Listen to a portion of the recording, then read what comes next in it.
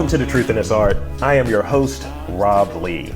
And today, I have the privilege of being in conversation with the director at the Baltimore Film Office. Please welcome Debbie Dorsey. Welcome to the podcast. Oh, hey, nice to be here. Thank you for having me. Yes, we're doing this in person. Unfortunately, no one's going to see this interview, but we're doing this in person at the Baltimore Museum of Industry. We're in the cinema gallery, which is really cool, actually. It's like we're at the movies and we have no audience, you know?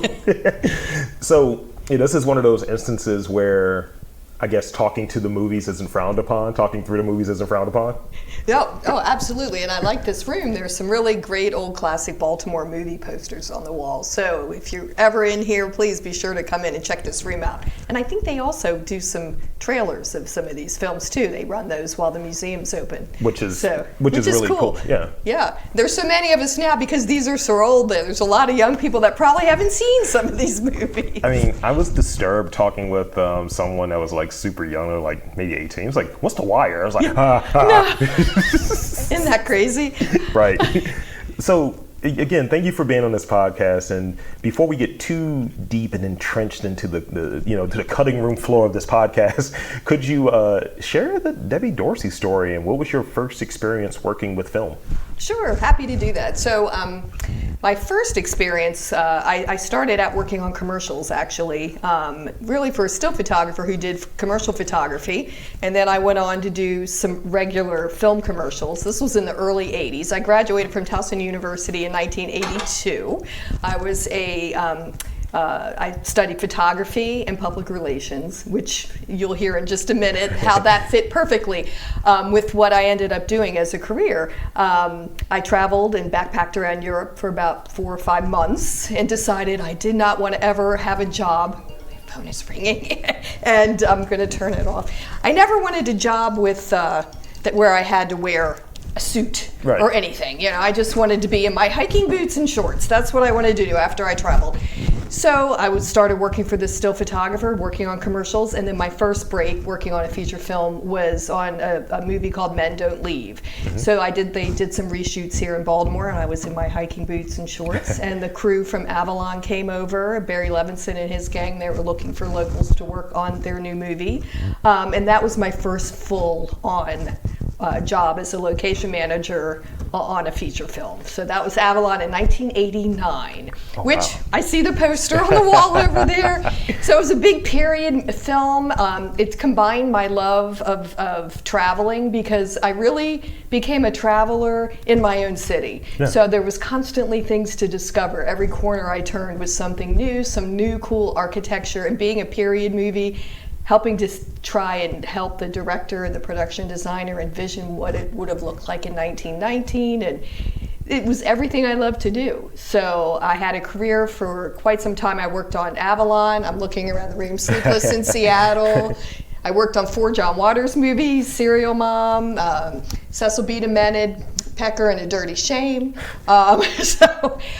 Homicide, Life on the Street, yeah. Washington Square. It was a great career. Yeah. And then after I started to have a family, I decided I took a little time off, several years, and then came back and started my job as the film commissioner for Baltimore City. So that was 15 years ago.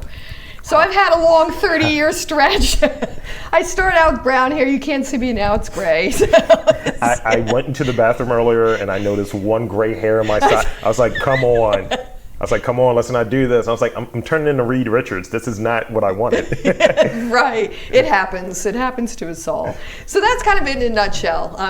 So even with my job as the film office director, a lot of it is selling Baltimore, selling the locations and the different looks. We have such a great city for that. We have old and new and 1700 seaport to modern glass buildings. So there's so much that Baltimore has to offer visually. Thank you for walking us through it in a very abbreviated way, because you say it's 30 years and so on. Yeah. It's like it's not a few minutes. No, it's not a few minutes at all. Yeah. So if there was one, and I think you touched on it, because one of the things I get out of doing this podcast is sort of that kind of internal, almost like local passport to check out things. And what I like to do is to share those things or have you. And that's what these conversations ultimately turn into. So what would you say the main thing, if you were to put a really fine pin on it, about filmmaking, especially here locally, that resonated with you? The one thing, I think for me, and as a location manager, Sure. so that's, as you know, there's so many different kinds of jobs in the film industry. And for me as a location manager, I think it was being given the opportunity to meet people I wouldn't normally meet, to be in all kinds of different neighborhoods, to meet the directors of museums, to the guy with the hot dog stand on the corner. I mean, I met all sorts of people that I probably wouldn't normally meet. You know Joe as well now. I know, all these, I do. On Avalon, for instance, a lot of it was Barry Levinson's, it was the story of his family, Sure. was Avalon. And so we went to the places where some of his family had lived. And one of the streets, Appleton Street off of North Avenue, we did a big scene because in I don't know when they stopped doing it, but the Ringling Brothers Circus used to have the elephants parade down to the Civic Center. And so we set up a parade of we had elephants and everything. But my job was to go door to door and talk to all the neighbors and get to know them all. And there was this really kind older gentleman on the street who played the flugelhorn on Pennsylvania Avenue at some of the jazz clubs. Yeah. But I would sit and listen to stories like for the longest time. I'd meet people and they'd cook crab cakes for me or dinner, and I just would hear their stories, and it was an opportunity because I think they would say, "Oh, movie people," and then they would want to tell their story, and I loved it. That was my favorite. Really, it still is my favorite part, is just getting in to lots of different communities and getting to meet people that I wouldn't normally meet. So is that filmmaking? I don't know, but that's part of it. It's part of it, and part of it is the relationships that you build. And for the residents, a lot of it is, they have a film on their street, and it's cool and it's exciting, even though it's a little disruptive and they have to move their car or whatever. It's like, what's this noise? I know, what's that light in my window all night long or whatever. But it's something that doesn't normally happen every day, and it adds a little bit of fun and excitement. And that's what I always tried to bring to a neighborhood, was I'd listen to people's stories and I'd get them excited, and they'd all come out and talk and meet, and that makes it fun. I always wanted to make it fun for people and not like a inconvenience.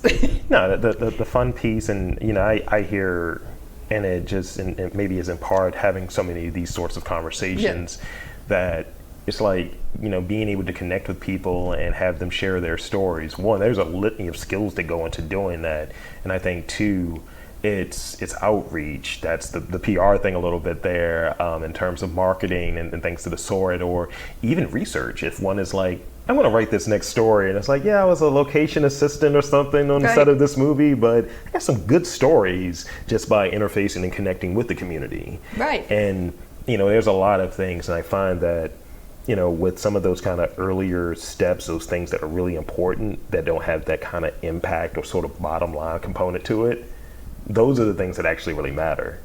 And it all evolves, and it helps with, when you work with a group of filmmakers or directors who do take that into consideration, that they're not locked to the words on the script or the way it's written. Like Jodie Foster on Home for the Holidays. I worked with her, and the script called for, I think it was a Friendlies. The characters went into a Friendlies for a cup of coffee, and I was like, Jodie, nobody goes, with this particular, nobody goes to good Friendlies. Let's go somewhere cool, like the old White Coffee Pot Junior, which had this much cooler atmosphere. It was out off of Hartford or Bel Air Road, up Moravia Road, up in there. And she's like, take me there. And she's like, I love it. This is great. But that's an example of when you're working together. On Avalon, I noticed there was an apartment building named Avalon, and I showed the director or the DP, and they captured it, an image of it, and that was in either the opening or closing credits. Nice. But it was just like something I had noticed, pointed out, and that kind of thing that naturally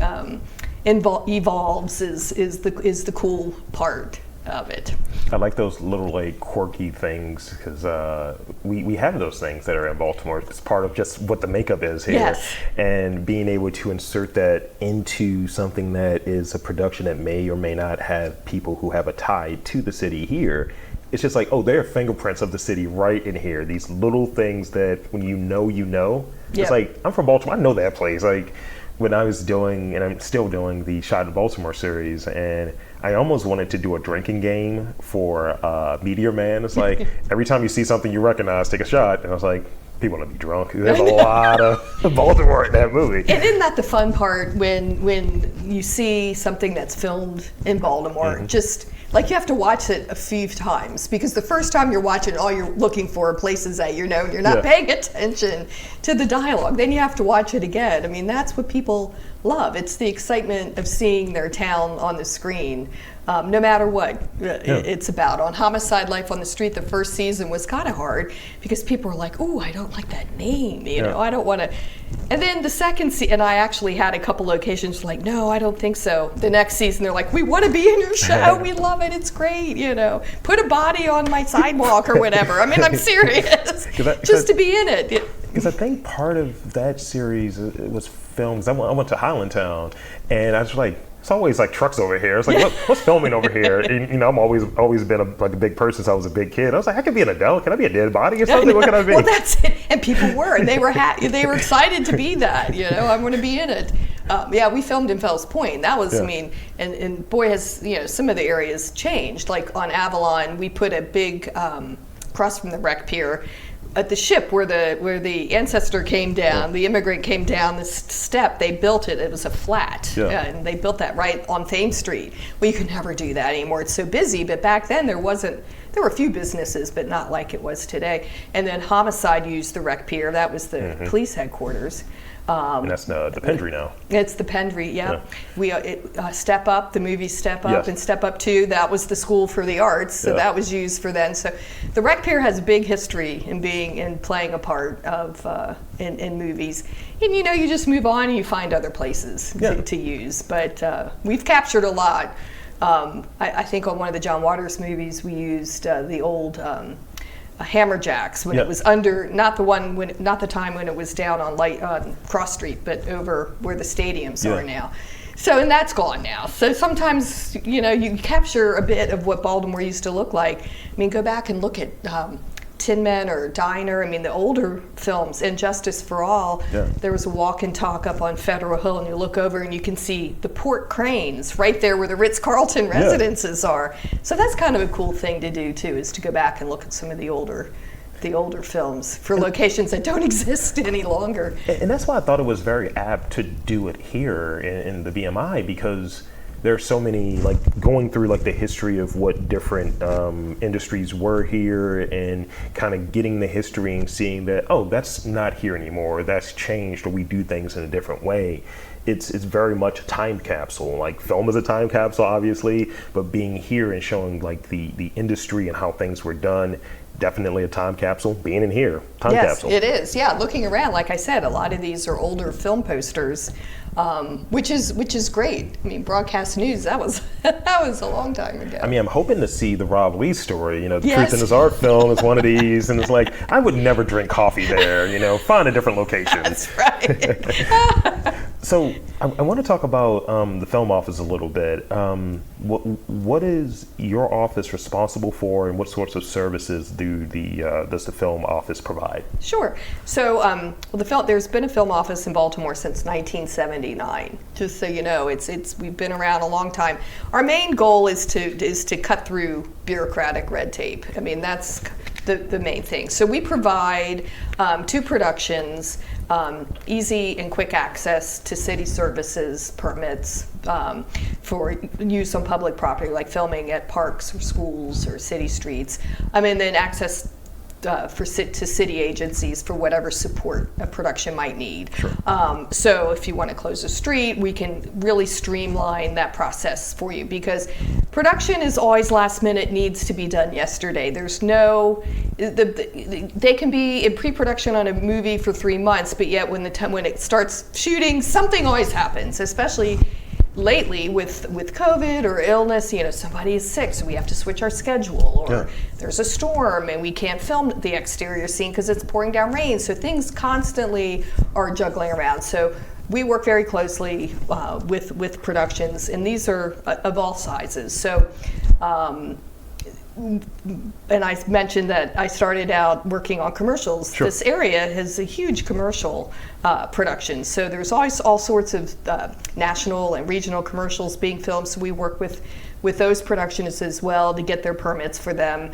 And then students. Yeah. We have a great community of students these days. I mean, from Morgan to Towson to Stevenson and then Hopkins, Micah, just some great programs. So that's one of my favorite things to do, is to work with the students and then just help them make sure that they can have their dream realized and get what they need. Saul Zantz is another great program through Hopkins. So I've had a great experience with the latest fellows, helping them get their permits and things. And then just a lot of it is, and you're talking to me with somebody with 30 years experience, is just they pick my brain a lot, which I still have some left under the gray hair.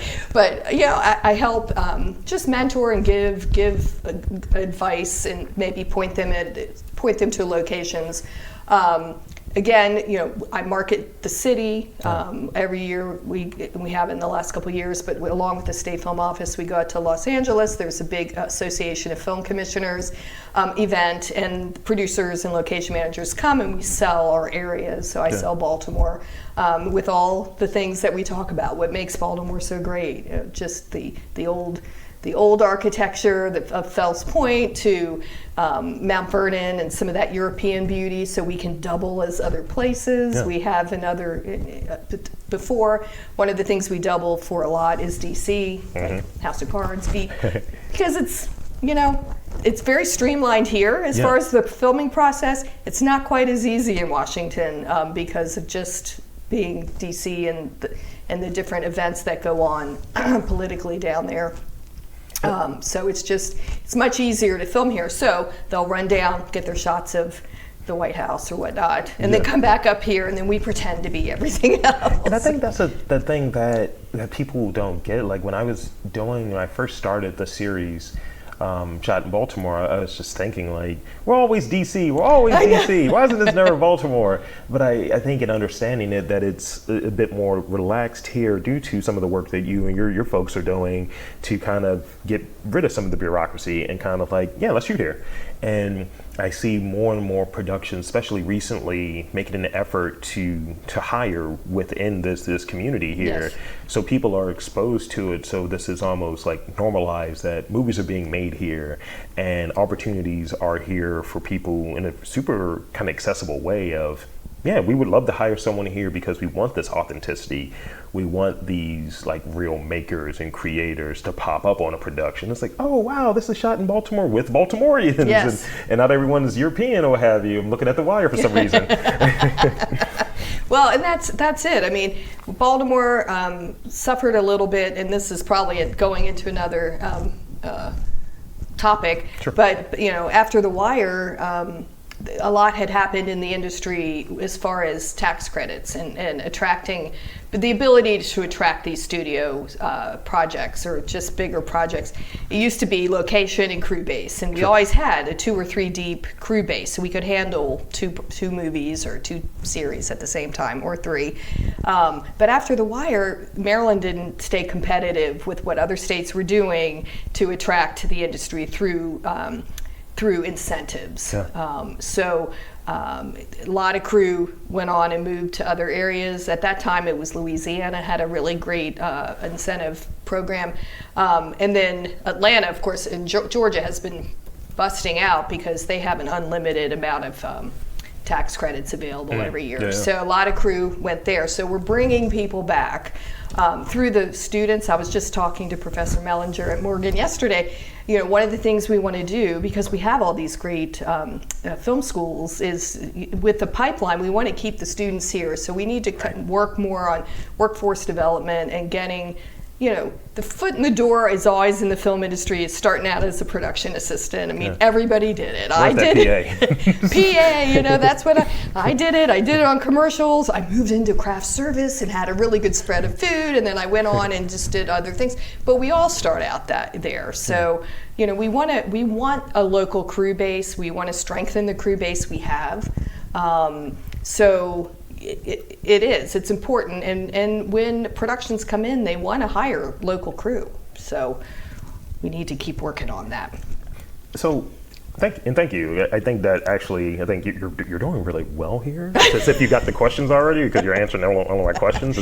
I don't like this, Debbie. I know. So geographically, right? There's nothing really dull about Baltimore. There's always something happening. Whether it's like, all right, we got to frame this shot a little different. It's a dirt bike going through real quick. Whether you're looking to shoot there or not, there's always something going on. What do filmmakers typically like about filming in Baltimore? And I think, part of you've touched on with, how you sell it, that there are, you could be in different places in a zip code, visibly you could be in different places within a zip code. But what are some of the things that you're hearing that filmmakers really like about Baltimore, like about filming here? Mm-hmm. Well, I think one thing is the friendliness of the neighborhoods and the people that they meet, the willingness to work together and also not to be starstruck. Oh, there's so and so. Let me we're still a very welcoming city. I think the various styles and the various diversity of the locations is a huge thing. They can get a lot of looks and move around the city in a short period of time. So it's not a sprawling kind of place, but it's dense with like cool things, like you said. Sure. I mean, you can just turn the corner. One of the things we learned on like shows, television series like Homicide, was you could find 3 locations within a 1 block thing. We don't need to move the trucks. I'm not moving the trucks. Some of the producers taught us, and they were New York producers that had come down and worked with us. But because they could do it in New York, we could do it here too. I mean, it was just like, okay, I need a row house and I need a corner store and I need, some other kind of business or a school. And you can look around and find it. Just turn around and there it is, right there.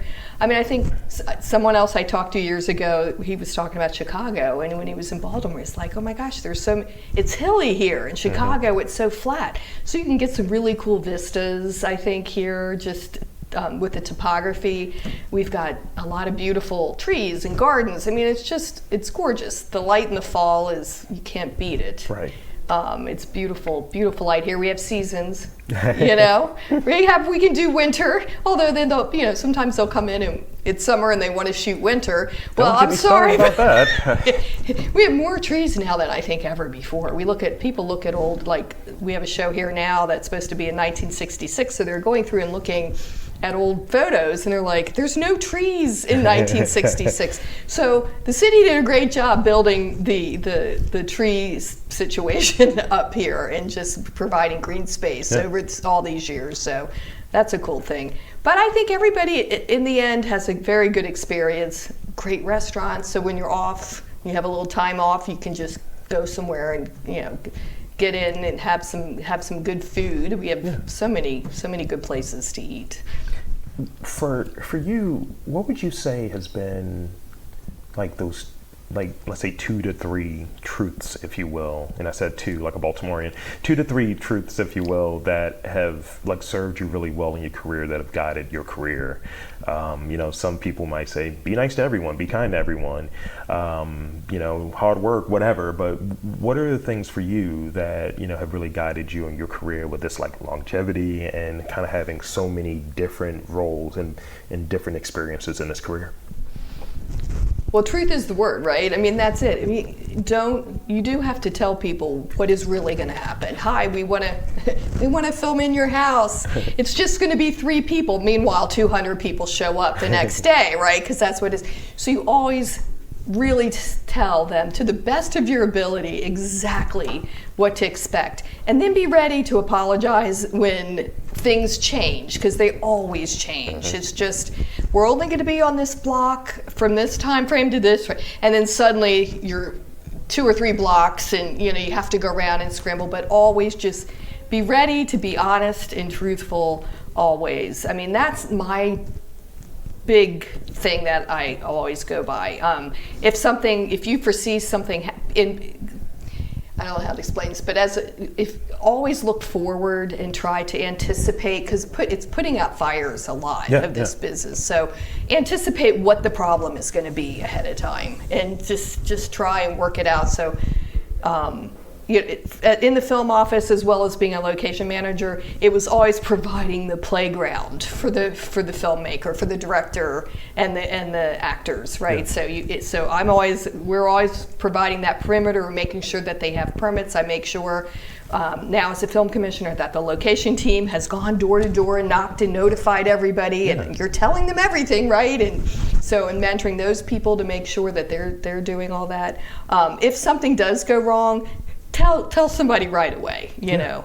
So that's, I mean, and these are basic things, but you'd be surprised how sometimes people either forget that or not. And take the time to really talk to people. Don't just, and explain things in layman terms, not like we've got a shot with a hero vehicle. Well, what does that mean? I don't know what that means, nor do I care. Like, but I had somebody recently do that, and I'm like, look, this gentleman that lives, these people that live on the street, they don't know what a hero vehicle means. It could mean Batman driving down the road.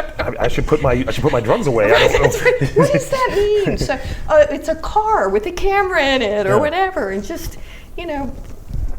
Again, it goes back to just my philosophy is this is a cool business. I mean, and so make other people feel like they're part of it too, and explain things in ways that they can understand. So, I mean, I think those are my truths. I think those are important, and then I think that if more people applied that to how they go about their work, things would be a bit smoother. Like, I always think about the bureaucratic thing. That's the thing that's there. I always think about the jargon, you know, and it's like, I just remember, and it can hit every industry.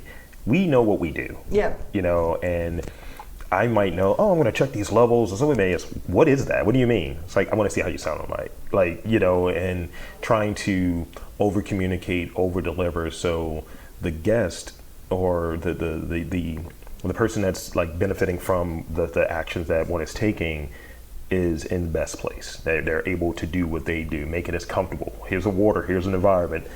All you have to do is just show up and talk. Yeah. And I think that's what it is for me when I try to do this from my space, and also reconciling with this idea of this is the business one is in. You know, a lot of times I remember early on, oh man, I'm just really just talking and having conversations. It's like, no, this is a performative thing. It's a communications thing.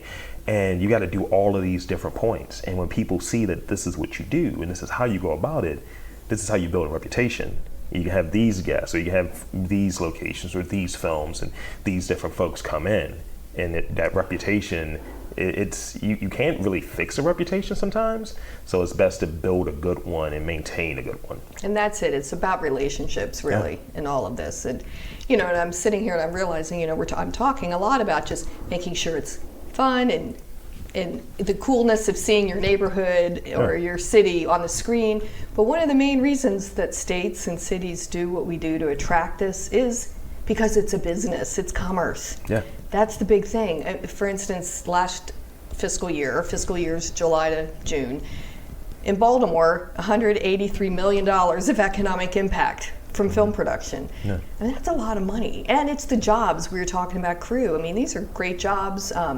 Most of them are union, a lot of them are union jobs, so they have health and benefits like that. So, I mean, this is an industry, and we're sitting in the Museum of Industry. It's an industry, right? It's not just, you know, because sometimes people, and it can be a disruption on a street. We talked about that earlier. You know, lights shining in your window, or you have to move your car, or whatever. But it's the bigger picture. We have this industry where a Motion Picture Association of America estimates $250,000 every day goes into the communities where you're filming. So that's for rentals and food and props and salaries, and so it is a big impact on a city and a state.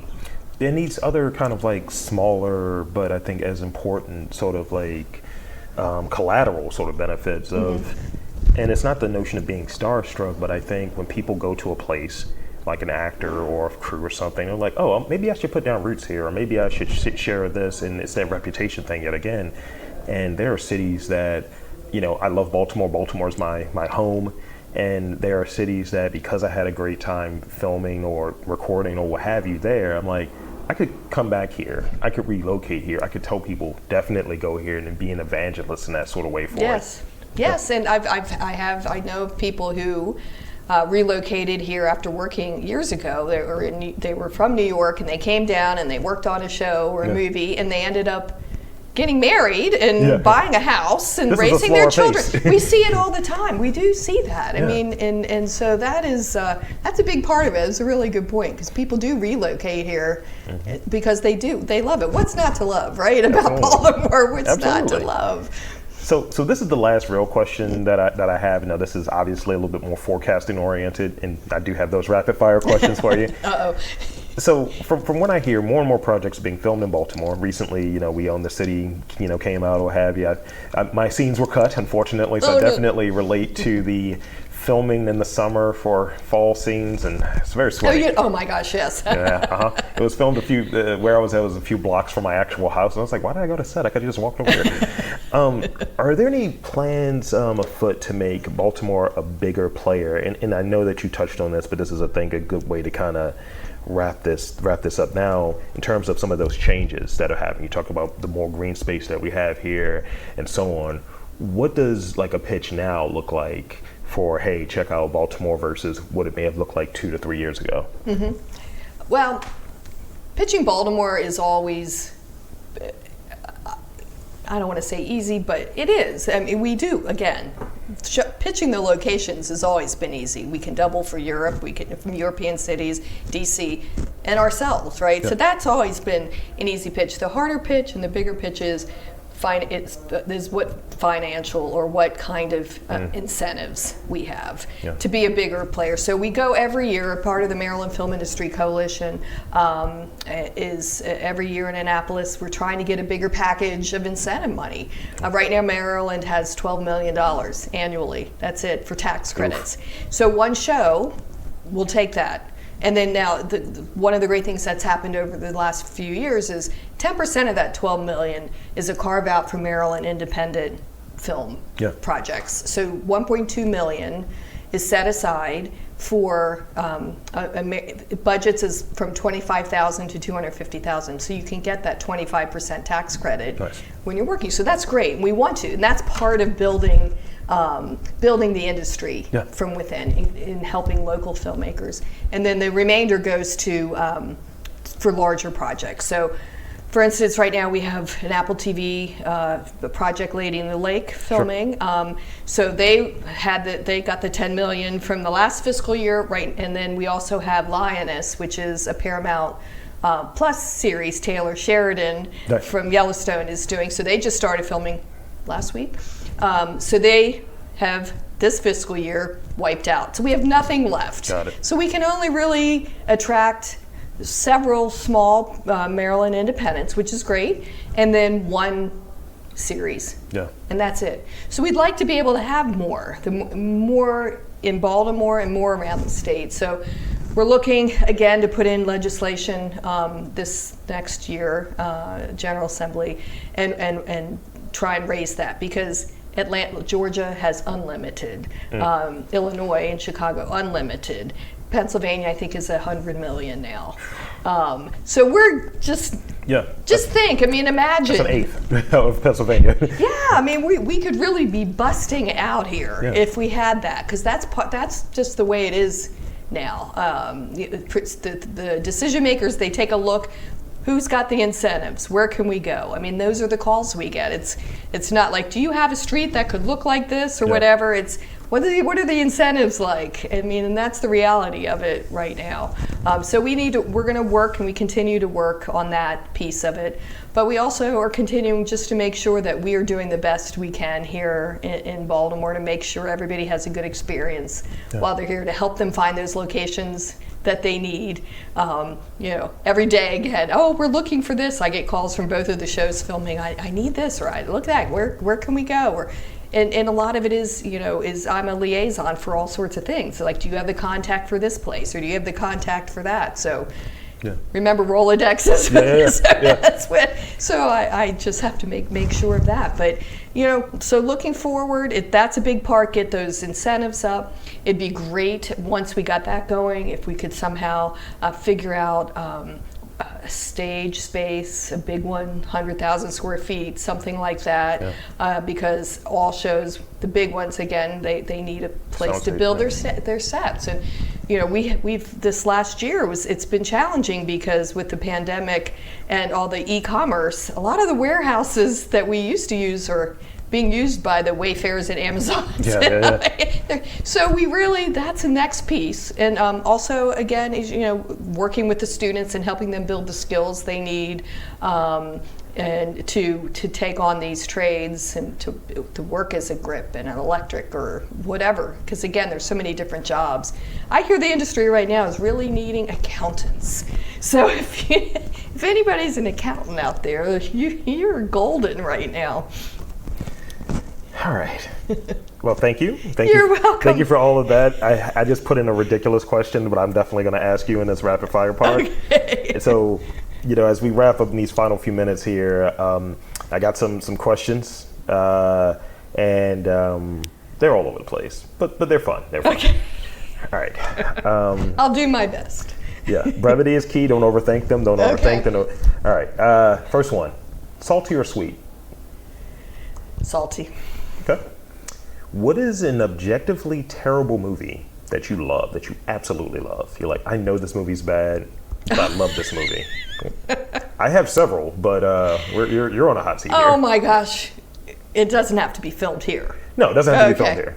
Well, I don't know if it's bad, but can I just tell you a movie that I'll watch over and over again, and people are going to, it's not a highbrow movie, or it's not like it's bad. I love Talladega Nights. I love that too. I don't know why. It's just funny, and Will Ferrell and that. I can just sit and laugh nonstop. But the second place is the first loser? Yeah. Shake and bake. I don't know. There's just something silly about that movie. That's a good one.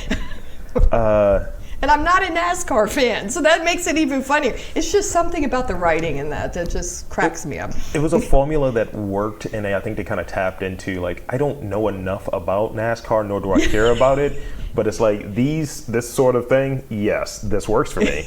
Like, oh, you guys are all just hicks. Oh, this is great. It's just funny. Okay, this is a question I've had for probably, let's see, how old am I? I'm 37, so I've had this question for probably 37 years. Okay. What is a best boy? A best boy. I know. So it's not like the best man at a wedding, right? Okay. So it's not so the best boy is the second. So in the film industry, there's a definite hierarchy. So the best boy is the second in charge. He reports to the gaffer, which a gaffer is the key electrician. So they're in charge of the lighting on a set. So the best boy is the next guy down. So in the chain. And then there's electrics. So gaffer, best boy, and then electrics, and then sometimes there's a rigging gaffer, and they go in ahead of time and help and lay the cable and get everything ready. So a gaffer is a person that's not making faux pas, is what you're saying. Yeah, well, they better not be, right? A gaff. It's nothing but puns coming from here. Oh my gosh, I've never thought of that. It's funny. Well, there you go. A little movie humor for you. What is your favorite movie that was set in Baltimore? My favorite movie is Avalon, and it was probably because it's such a love story to Baltimore, and it just shows all the beauty. And it was my first movie I worked on, full on, but it was just beautiful. Yeah. That's my favorite one. And there's a lot of others that I love it just as well, but it was just there was something about Avalon. Maybe it's like something about your first love. I don't know. Maybe that's what it was, but that's the one that drew me in, and then I was hooked on working in this industry. And lastly, mentioning a hooked, so it'd be funny to ask this question. I don't know if you're a coffee person, but I got to ask this: if coffee were illegal, what would its street name be? Oh my God. I know it's a ridiculous question. What would its street name be? Yeah. Coffee. Oh God. Got the jits. Jits. I was going to say jittery because that's what happens to me when I have too much coffee. We have the same line. Man, I've never heard the jits, but I think that's it. It's something I was going to go along that line with jittery. Wait, we're just waiting for it. My official coffee, the jits is coming out soon. I know. It's going to be great. So, There you have it. That's kind of the end of this interview here. But I want to thank you for coming onto this podcast, and I want to invite and encourage you to tell the fine folks where to check out the Baltimore Film Office and all of that good stuff, all the latest and greatest news there. The floor is yours. Oh, well, thank you very much. So we have a website, baltimorefilm.com, but mostly I'll keep up-to-date information on our Facebook page, which is Baltimore Film Office. So my contact information is on both. If anyone has questions, they are always welcome to email me, and I'm here to help. Well, there you have it, folks. I want to again thank Debbie Dorsey for coming on to the podcast, and I'm Rob Lee, saying that there is film and culture in that industry in and around Baltimore. You just got to look for it.